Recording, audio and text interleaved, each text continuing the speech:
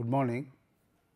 Welcome to the 50th and the final lecture on economics management and entrepreneurship. Friends, if you recall, we had discussed on economics subjects, particularly on microeconomics and accounting, engineering economy and costing for nearly 20 hours. Then we discussed various aspects of management for also nearly 25 hours. And the last 5 hours or so we devoted particularly on how to start new businesses, how to get capital and such other things. So, in a way we have discussed various facets of entrepreneurship. In this last lecture, we shall talk about certain finer aspects of entrepreneurship. Let us see what we have to say on entrepreneurship, the finer points. So, today's lecture is entitled Entrepreneurship, the Final Words.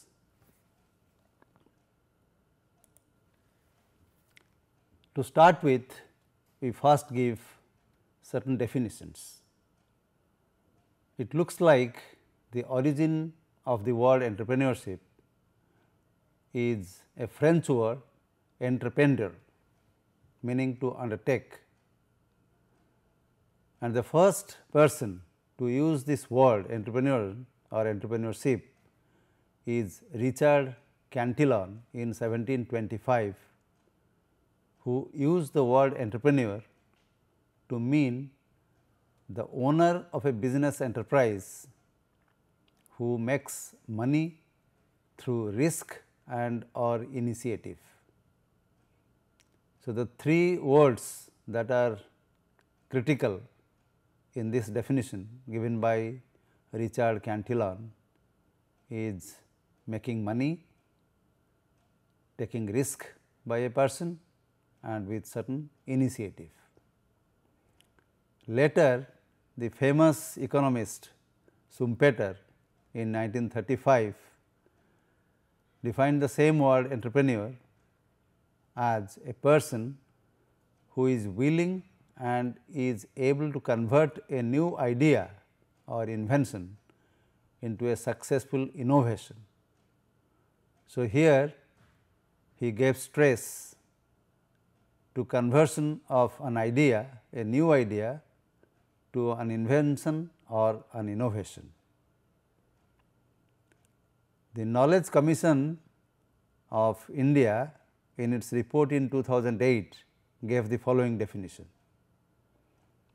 Entrepreneurship is the professional application of knowledge, skills and competencies and or of monetizing a new idea by an individual or a set of people by launching an enterprise de novo or diversifying from an existing one, thus to pursue growth while generating wealth, employment and social goal. So, it is a little long definition of the word entrepreneurship, but basically it talks about converting a new idea, applying it to certain innovative work for the purpose of generating wealth, employment and social goal. Now, basically from these definitions, we see that entrepreneurship deals with innovation potential, risk taking propensity and venturing into new business for making profit. And this requires recognition of opportunity and generation of business idea to exploit the opportunity, marshalling and committing resources to pursue this opportunity, and creating an operating business organization to implement the plan. Now, there are certain myths about entrepreneurs, and the idea that the entrepreneurs are doers, not thinkers, is really a myth. That they are born and not made, it is also a myth. It is not correct. All these things are not correct, but nevertheless, they are prevalent ideas in today's world. They are always inventors, which is not true. They are academic and social misfits, is also not true. They must fit the profile of a successful entrepreneur, is also a myth. All of them need money and luck, not always true. Ignorance is bliss for them. That means, if somebody makes an over analysis, it leads to paralysis. That sort of an attitude is also not correct. They need success, but experience high failure rates. This is also not correct. And that they are extreme risk takers is also a myth. So, these are certain myths which are unfortunately very prevalent in our society, and they should not be taken at their face value. Certain characteristics of entrepreneurs, and 15 of them have been listed here. They are totally committed, determined, and show perseverance. They have a drive to achieve and grow. They consider different types of opportunities, and they have a goal before them. They take initiative and personal responsibility. They try to solve problems always. They seek to find solutions, and they use feedback of the results to change their approach to problem solving. They believe in themselves. They take risks, and they have a tolerance for imprecision or ambiguity. They have a tolerance for failure. They have high integrity, and they can be reliable. They display high energy, and of course, they have creativity, and they like to innovate. They have vision, and lastly, they are self-confident and optimistic. Now, these are 15 common characteristics of entrepreneurs. Now, there are certain challenges entrepreneurs face. One is a risk factor. Every entrepreneur faces financial risk, career risk, and even risk at the family, social, and psychological level. They undergo high stress because quite often they are left to themselves, the loneliness, they are completely immersed in their business,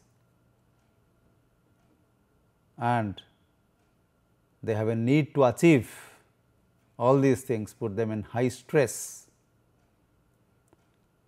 and at the same time they have an overriding desire for success. They are highly optimistic to the extent of sometimes being unrealistic. and sometimes they have a sense of distrust for others. So, these are different challenges that any entrepreneur faces. As we have told, an entrepreneur has to be creative and has to be an innovator. So, let us spend some time on creativity and innovation. Creativity is the generation of ideas that result in the improved efficiency or effectiveness of a system, whereas innovation is the process by which entrepreneurs convert opportunities into marketable ideas.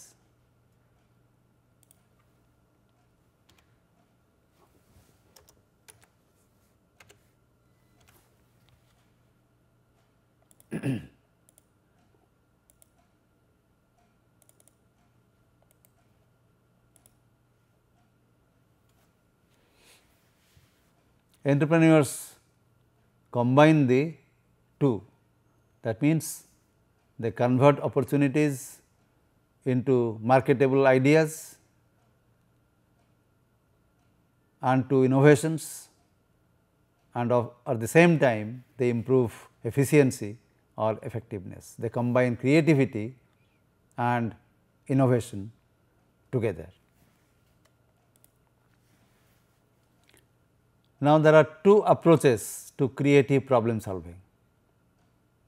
One that adopts the already existing approach, the other who tries to be creative, and the symptoms for an adopter are a little different from those that are taken or used by an innovator. An adopter employs a methodical approach. An innovator does not always use such approaches. An adopter solves rather than find problems. That means, problems exist which an adopter solves. An innovator discovers problems, maybe future problems, and solves them now. An adopter is concerned with refining current practices, and innovator challenges the current practices. Adopter tends to be means oriented, how to do things. Innovator is more interested in what to achieve at the end. An adopter does extended detailed work.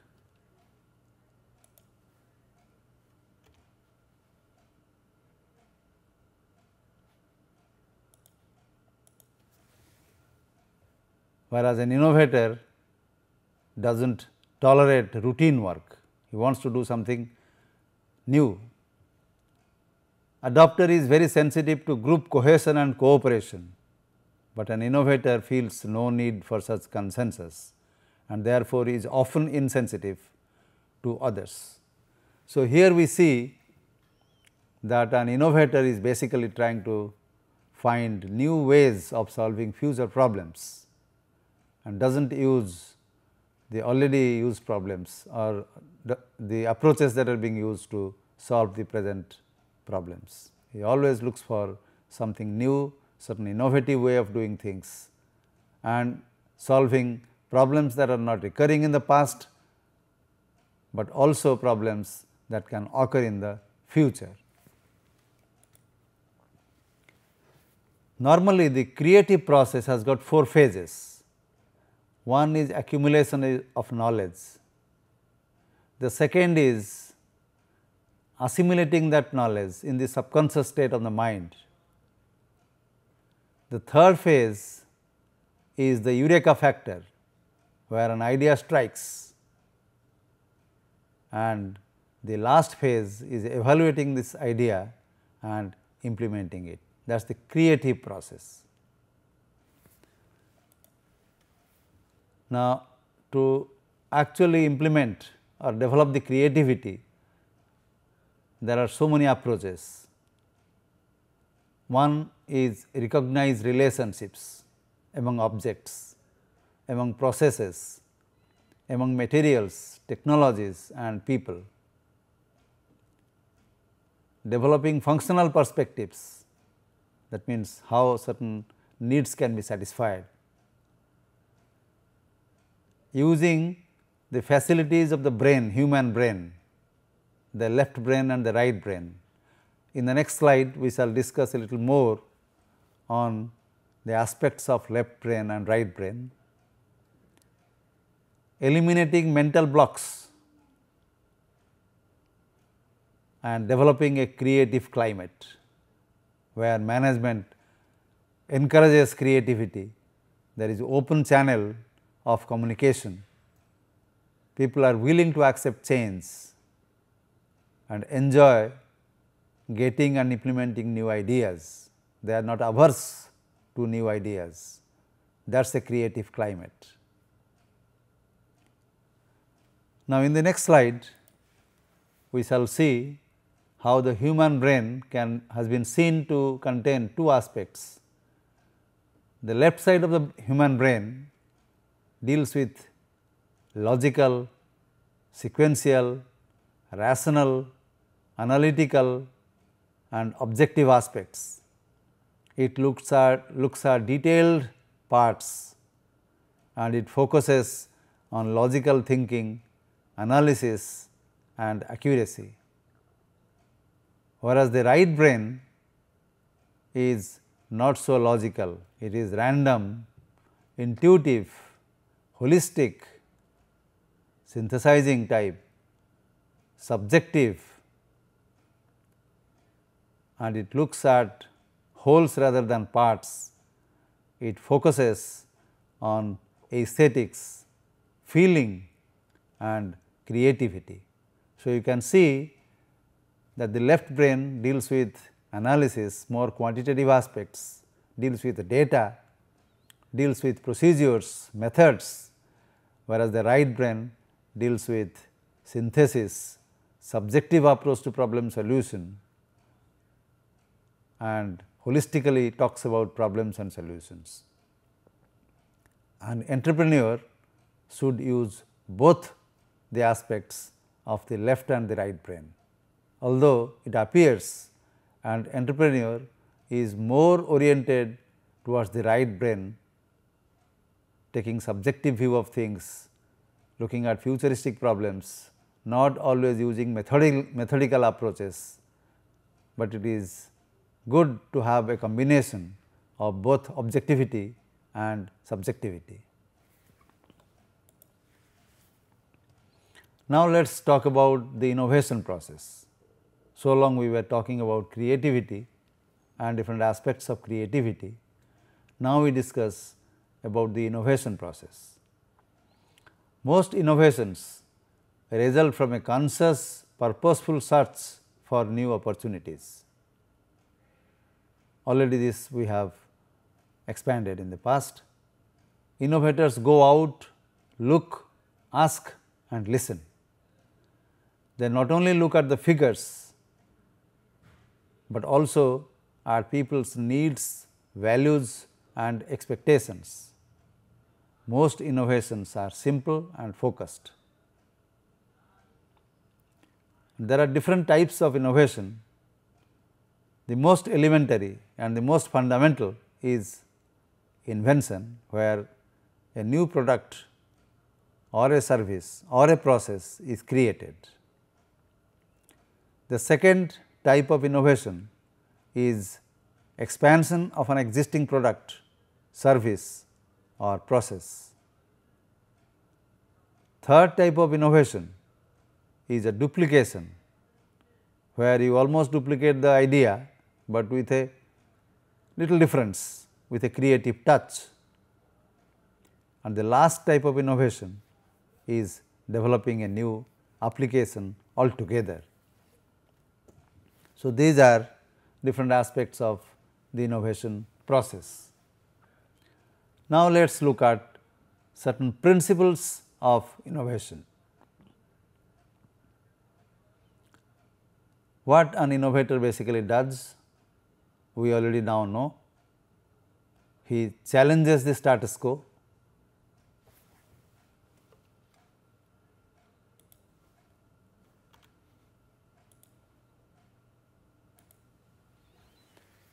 He searches for new ideas, he makes the product, process or service simple and understandable, he makes the product, process or service customer based, he starts in a small way, but aims high,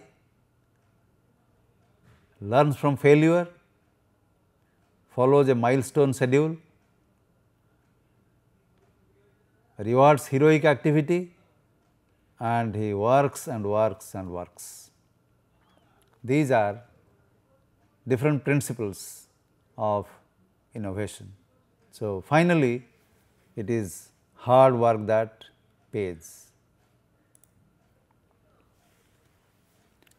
Now, we are talking about how to prepare oneself for a new venture. The first thing for preparing for a new venture is environmental scanning. As you already know, environment may consist of external environment and internal environment. The external environment can be thought of to consist of two aspects. One, the industry stakeholder, industry stakeholders,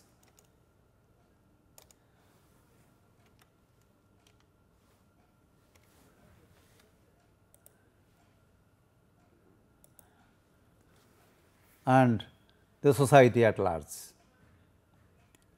The internal environment consists of culture, that is beliefs, expectations and values shared by the promoters, the members who would like to develop a new venture. So, how culturally oriented they are and what the industry in which they are wishing to start a venture is like and what the society at large is. So, these are to be studied, and this is basically scanning the environment to see how you will position your venture.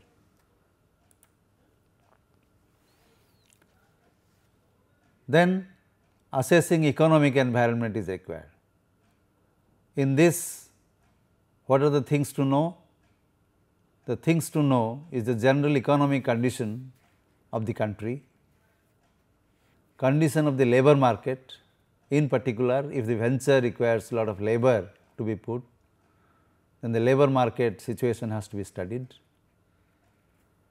Study the interest rates, whether the interest rates are rising or stable. Look at the number of firms in the industry, because that is the competition that you are likely to face. Also see how these firms are concentrated in a particular geographical location, the geographic concentration of the firms, and also look at the government regulations, particularly with regard to environment, taxation and other considerations.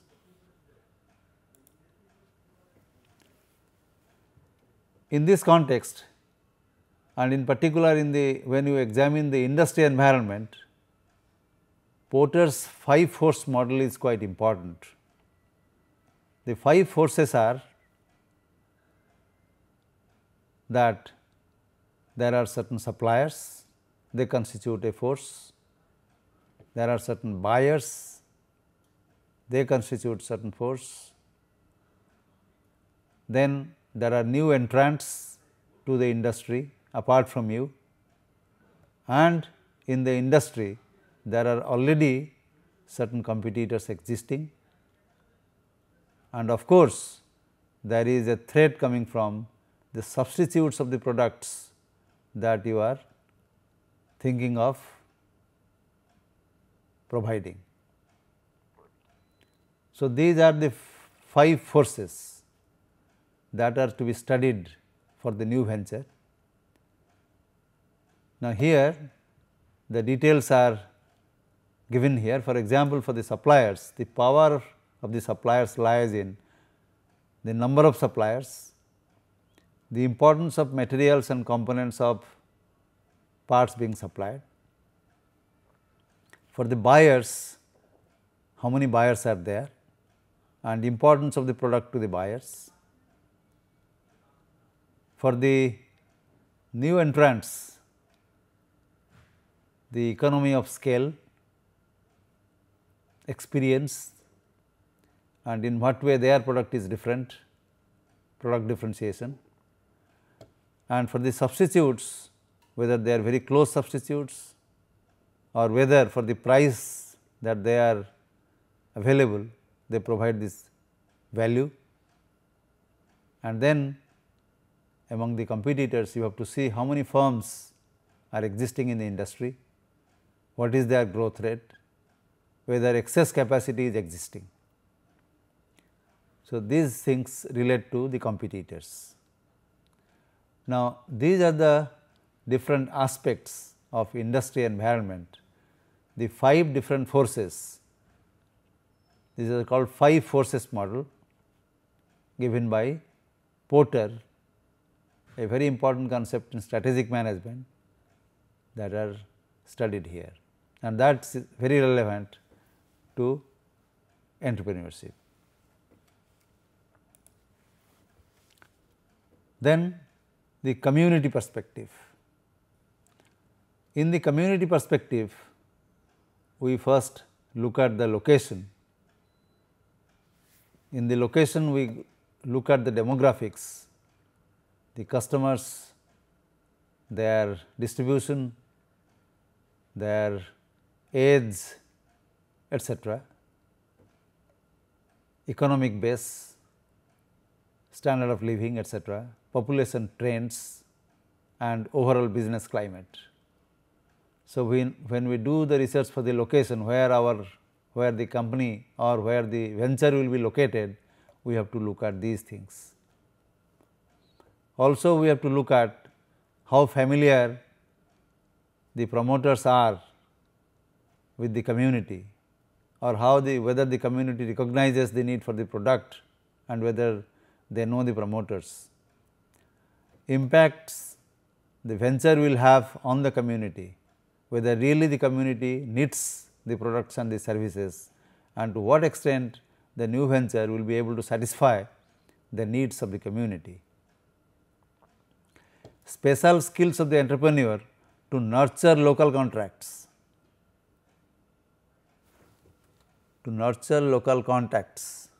Yeah, that is right. So, if the promoters or the entrepreneur know some people, to what extent he or she can make use of these contacts. Steps to strengthen local support and reduce local opposition.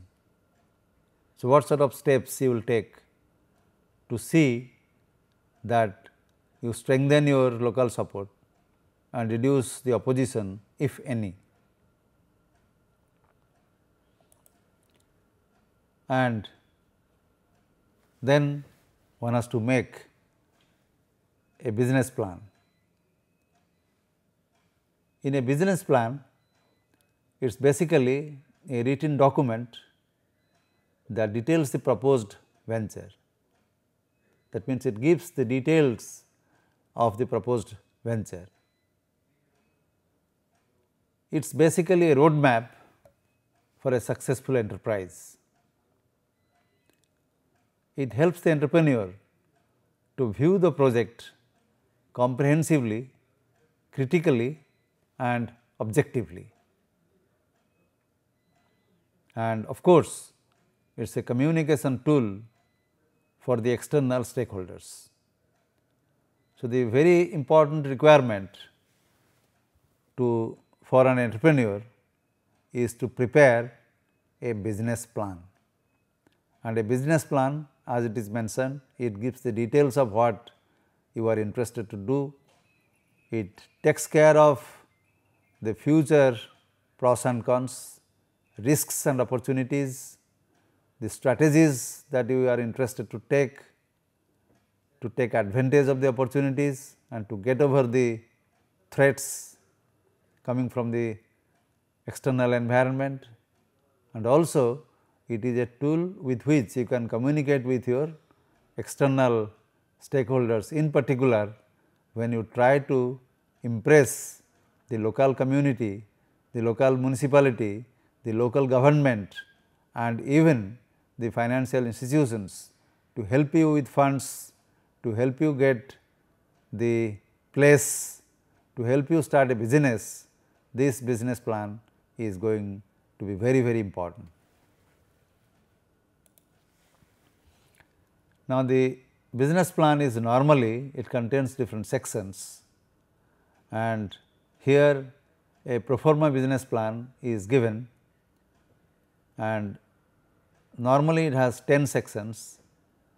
The first section is an executive summary of the business plan running into 2 to 5 pages, and the last section is an appendix containing bibliography and other things. The other 8 sections from section 2 through section 9 talks about different aspects of a business plan.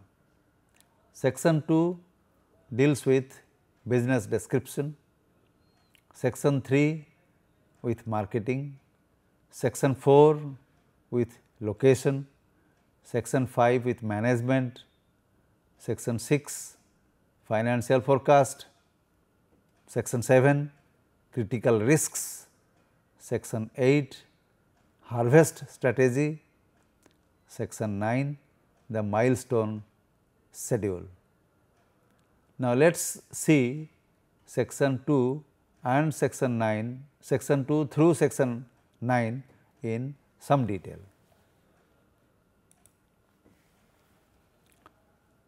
Section 2 is the business description.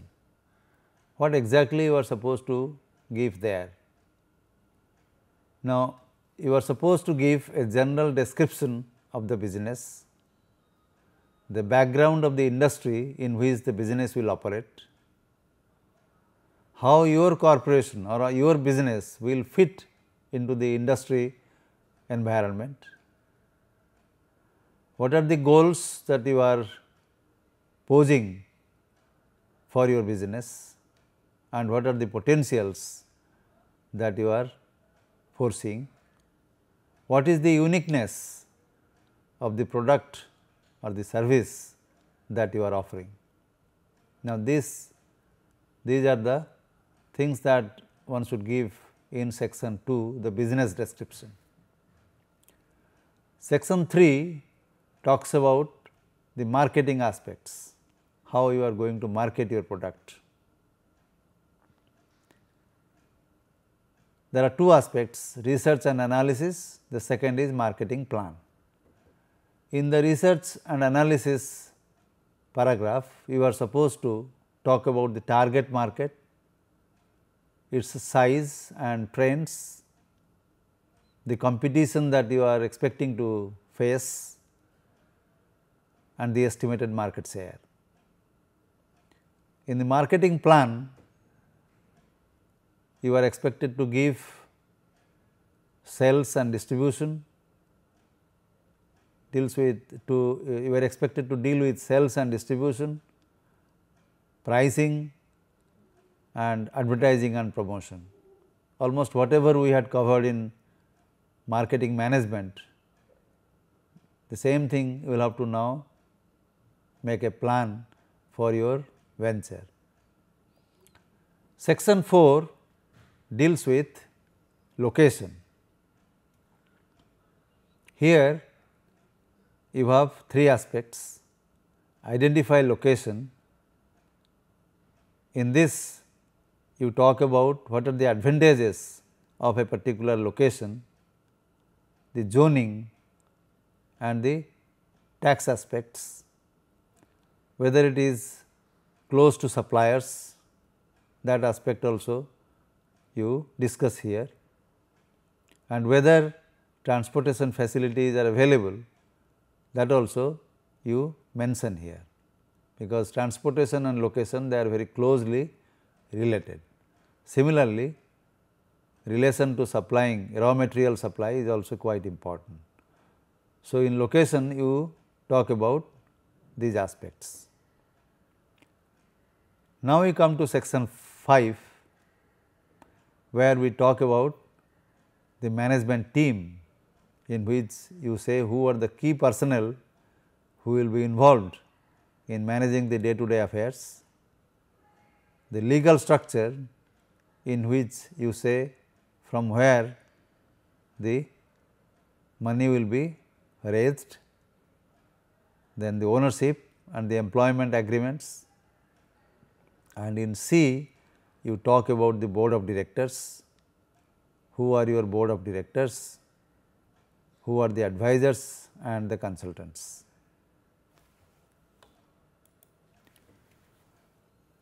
In section 6, you give a financial forecast, in which whatever we had covered in our engineering, economics and accounting, they have to be now discussed here.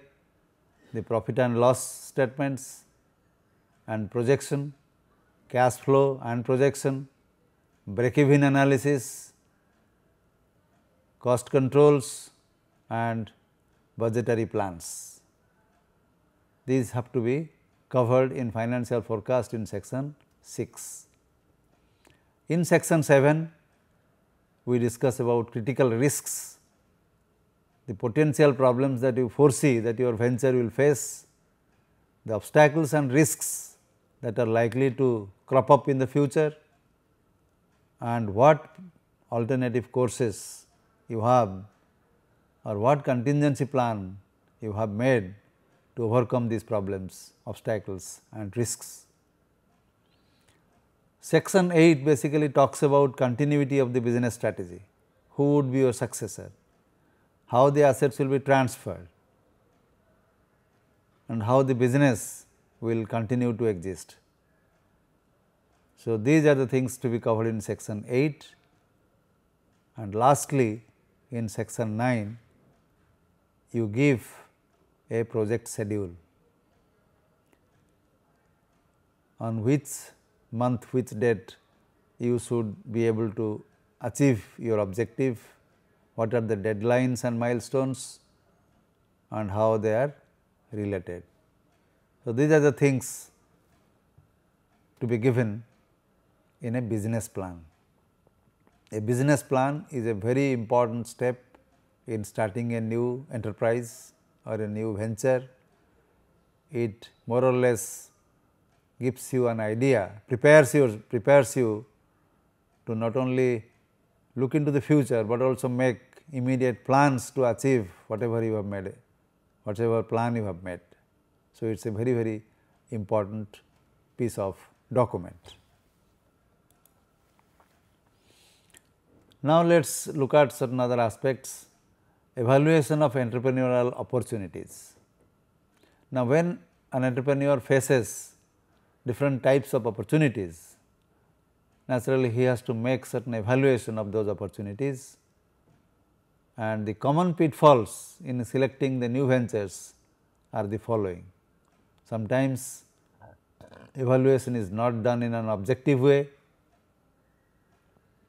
sometimes no real insight has been obtained into the market, sometimes inadequate understanding of the technical requirements, or even financial understanding is poor, or the venture is not very unique in any way, or certain legal issues are ignored. So, you can see the common pitfalls why new ventures are properly not selected, could be technical, could be legal, could be financial, etc.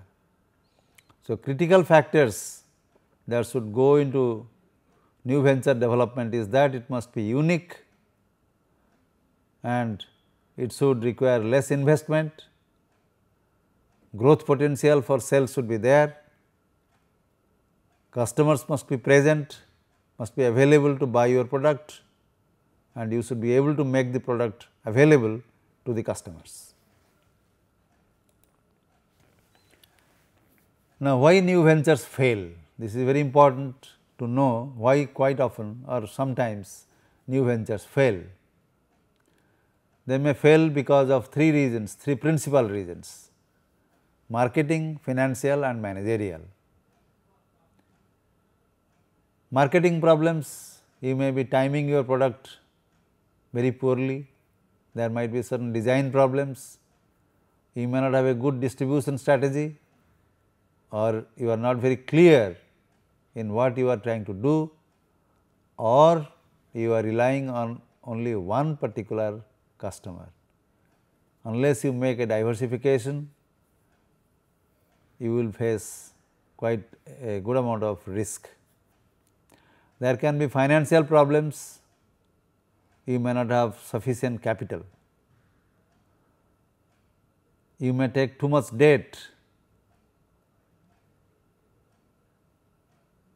and you are unable to pay them, therefore, there is a capital relationship problem. So, these are financial problems, or you may have a managerial problem. You are the sole person who is looking into the venture, therefore, the team approach is absent and therefore, there is a human resource problem. So, these are different reasons why new ventures may fail.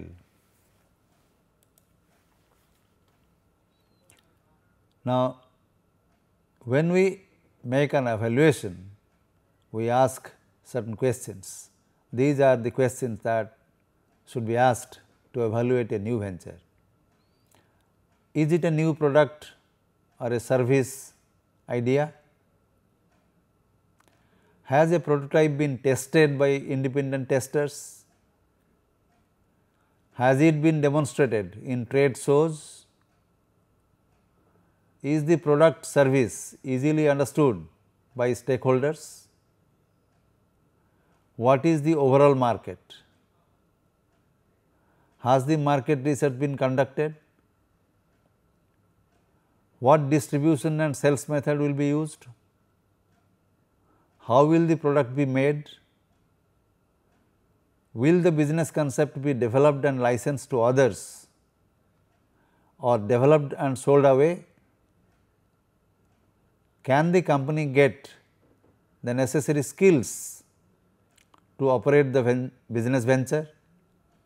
So, these are certain searching questions that should be asked when we try to evaluate a new product or a new venture.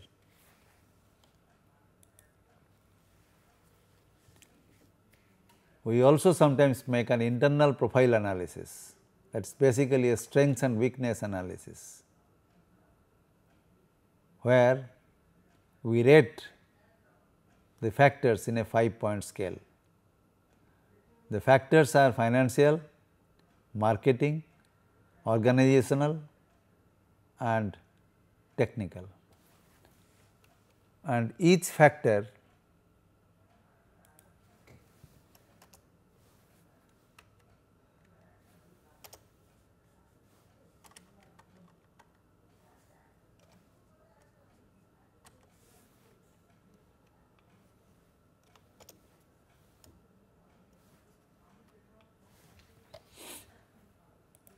can have a number of sub-factors, and these sub-factors are rated in a 5-point scale. Now, we talk about in the business plan, one has to make a feasibility analysis. In the feasibility analysis, we make technical feasibility analysis, marketing feasibility analysis, financial feasibility analysis, organizational feasibility analysis and competitive analysis to be able to see whether a new venture idea is actually feasible. To determine the feasibility of the planned new venture, one has to look at the one has to make a feasibility analysis of the product, one has to see how the market opportunities and risks are taken care of, whether financially the idea is feasible, whether organizational capabilities are existing and enough personnel that are required to do the work are available, and whether the competition it can take care of. So, feasibility analysis does not only mean financial feasibility analysis, one has to look at all these things to see whether the idea can actually be converted into a new venture. Now, between the technical feasibility and the market feasibility analysis, in the technical feasibility analysis, we look into critical design specification, starting from design specification to plant location. All that we have studied earlier, they are considered: design, durability, reliability, safety and standardization. In the engineering requirements, we look at machines, tools, instruments and workflow. Product development, we look at blueprints, models and prototypes. Product testing, we look at lab and field testing. In plant location, we look at suppliers, customers and environment requirements. In the market feasibility analysis, we look at market potential. In this, we look at potential customers, market share, sales volume, sales price. In market testing, we look at sample selection, actual market test and market analysis. In market planning issues, we consider channels of distribution, promotional efforts, warehousing, packaging and price differentiation. All these things we have studied in detail in our earlier lectures. Now, the financial feasibility analysis, we look at financial resource requirements for fixed and current assets, including working capital. We look for available financial resources, what are resources that are available.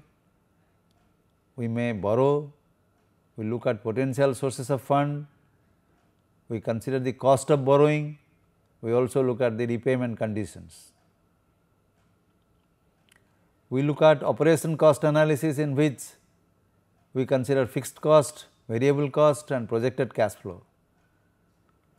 And we definitely consider the profitability analysis, looking at break even or making break even analysis and internal rate of return. In organizational capabilities, we consider personnel requirements, skills, managerial, individual responsibilities, organizational relationships, organizational development. And in competitive analysis, we look at existing competitors, size, financial resources, market, reaction of competitors and potential new competitors.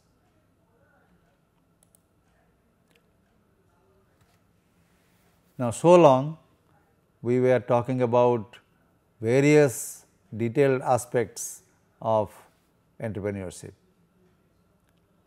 Now, we see that once a new enterprise starts, as years roll by, it is expected that profit, revenue, productivity and profit would continue to grow. So, from a small start, the venture can actually grow in size to be more profitable, productive, and depending on different circumstances, it may fail early or it may continue to grow, or it may fail little later in the years, or it may grow. All this depends on how effectively the entrepreneur changes his style or follows different strategies to match with the change in the environment. So, this calls for change strategy. A company that started as a small enterprise may actually grow to a large corporation in a few years' time. All this depends on how well the entrepreneur is accommodating himself changing his style and strategy, taking care of the opportunities and the challenges coming from the environment. Now, this is the transition to managerial approach. So long the style of management was a one person entrepreneurial style. The style must change to a professional managerial approach, a functionally organized professional approach. He must make a transition, and that transition must occur in the growth stage. This transition would involve participatory decision making process, and it should institutionalize different responsibilities and authority of different persons. It should work with the help of specialists. There must be organization structure, systems and procedures, and there must be a professionally selected board of directors.